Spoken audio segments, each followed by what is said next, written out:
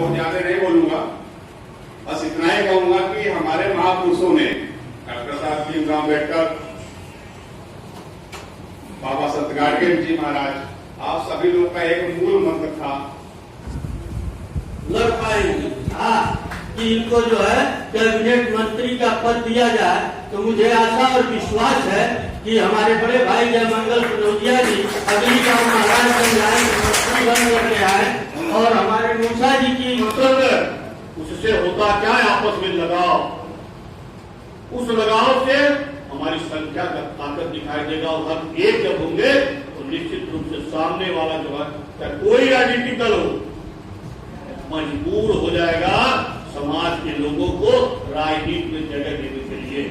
और fast plus news में एक बार फिर से स्वागत है। मैं हूं अजय कुमार और आज उपस्थित है जनपद महाराजगंज के नगर क्षेत्र में। जनपद महाराजगंज के मुख्यालय और ये महाराजगंज का नगर पालिका का मुख्य द्वार है और यहाँ तमाम लोग उपस्थित हैं जो संत गाडगे महाराज की जयंती 146वां जयंती समारोह मनाया गया है मुनिराम जी और तमाम लोगों के सानिध्य में।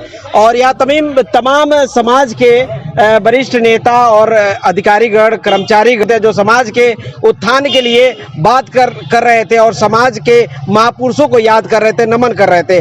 आइए मिलता है और सीधा बात करते हैं। बहुत बहुत स्वागत नेता जी। आज इस ये जो कार्यक्रम था किनके सानिध्य में मनाया गया सर?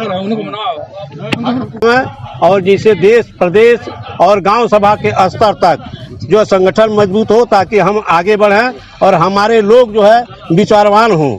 यह आज नैतिकता समाप्त हो गया है, जो कि नैतिकता के ऊपर विचार करना जरूरी है और नैतिकता जब रहेगा तभी हम आगे बढ़ेंगे।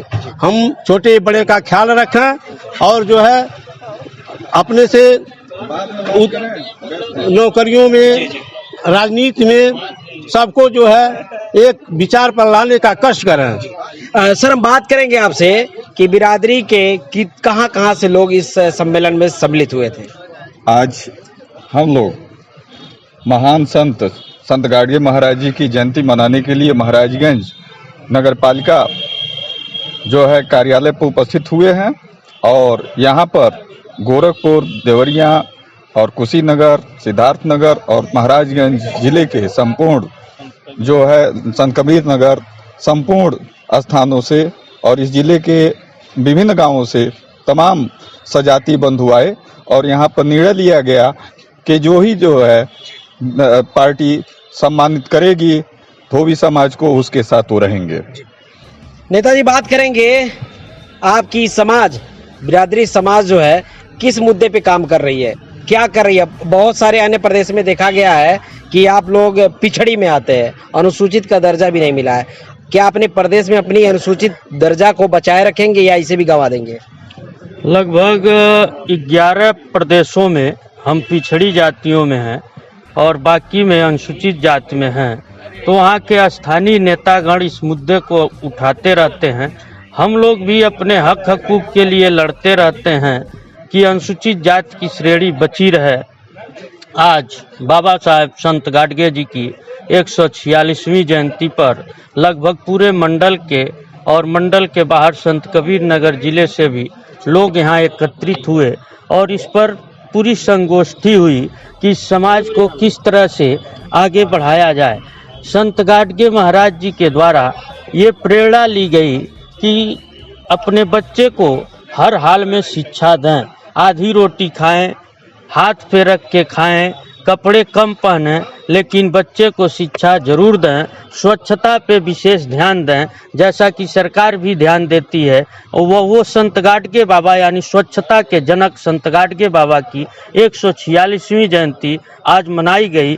मैं आपको ये आश्वस्त कर दूं कि पूरे भारत में 3 ही अनुसूचित जाति की ऐसी जातियां हैं जो हर पूरे देश में पाई जाती हैं, जैसे चमार भाई, धोबी भाई और वाल्मीकि समाज। यही 3 ऐसा समाज है जो पूरे देश में पाया जाता है। बाकी किसी की संख्या कहीं कुछ कम है, कहीं अधिक है, लेकिन ये 3 जातियां पूरे देश में पाई जाती हैं। इसलिए मैं भी ये अपील करूंगा कि जिस तरह की आपने सवाल किया वो भी पीड़ा मेरे अंदर भी है कि इस संपूर्ण देश में अनुसूचित जाति यानी धोबी बिरादरी एक बहुत ही कुंठित बिरादरी, छुआछूत से ग्रसित बिरादरी है, तो उसके साथ पूरे देश में छुआछूत किया गया। तो जो अछूत बिरादरी के नाते इस पूरे देश में धोबी बिरादरी को अनुसूचित जाति का दर्जा दिया जाए, यही मैं भारत सरकार से अपील करता हूँ। जी हाँ भैया, नेताजी बात करेंगे आपसे कि अपनी बिरादरी को संगठित और सुसंगठित लेके चलने के लिए क्या संदेश देना चाहेंगे?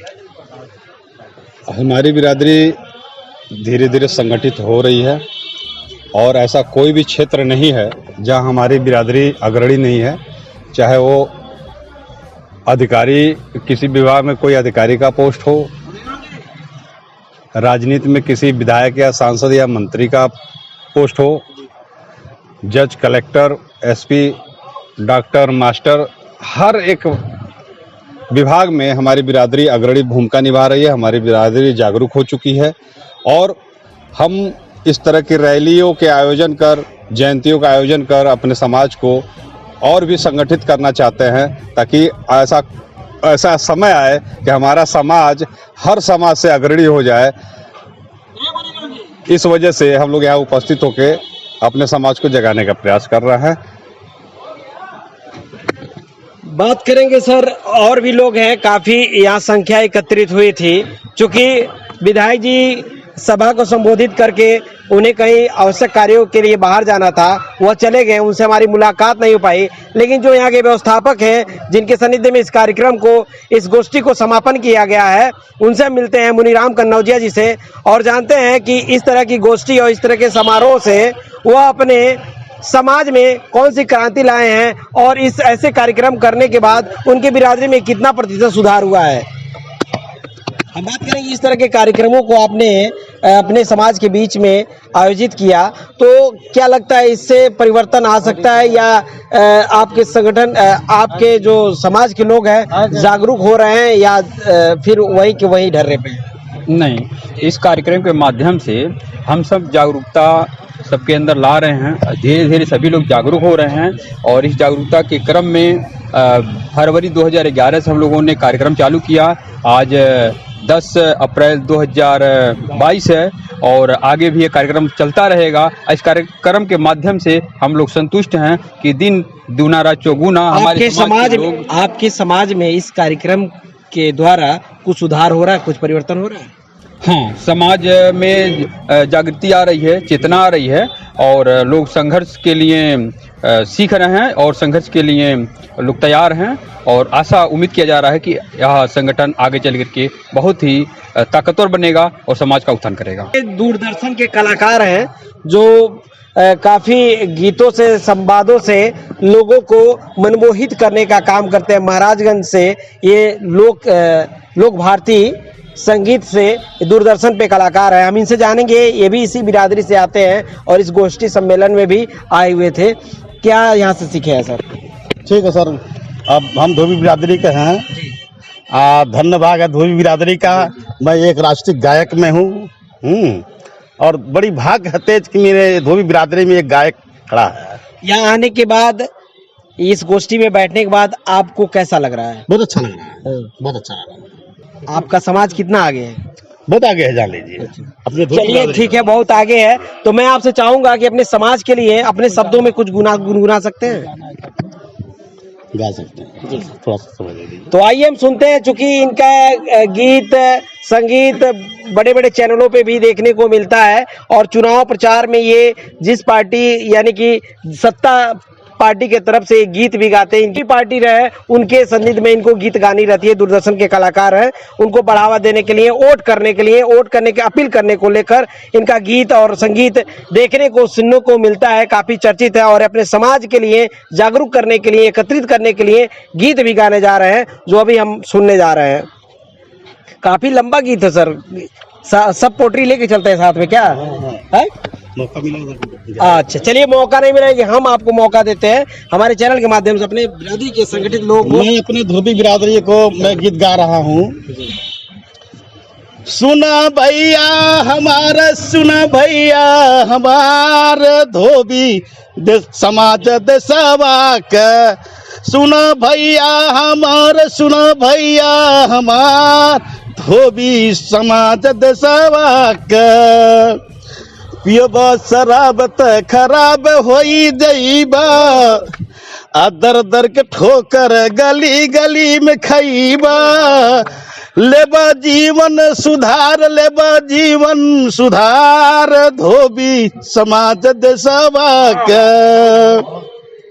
संतगढ़ के बाबा को शिक्षा बतवला सामाजिक सेवा में उमरिया बितवला कीर्ति गावे संसार धोबी समाज देशवा के संतगढ़ के बाबा के। चलिए धन्यवाद। चूंकि गर्मी का माहौल है और सर ने कार्यक्रम में भी बहुत समय दिया, थकान भी महसूस हो रही है, लेकिन ये अपने गीत के माध्यम से अपने समाज के लोगों को जगाने का काम कर रहे हैं कि दारू, शराब, मांस, मछली, मदिरा जो है इसको त्याग दीजिए और समाज के उत्थान करने के लिए जो इनके महाराज यानी कि संत गाडगे महाराज जी ने जो त्याग दिया था और जो संघर्ष किया था उन पथ चिन्हों पर चलने के इनके समाज के लोगों की जरूरत है। तो अपने गीत के माध्यम से ये अपने समाज के लोगों को जगाने का प्रयास किया, बहुत अच्छा प्रयास लगा। तो इसी के साथ बने रहे फास्ट प्लस न्यूज में अजय कुमार के साथ जनपद महाराज।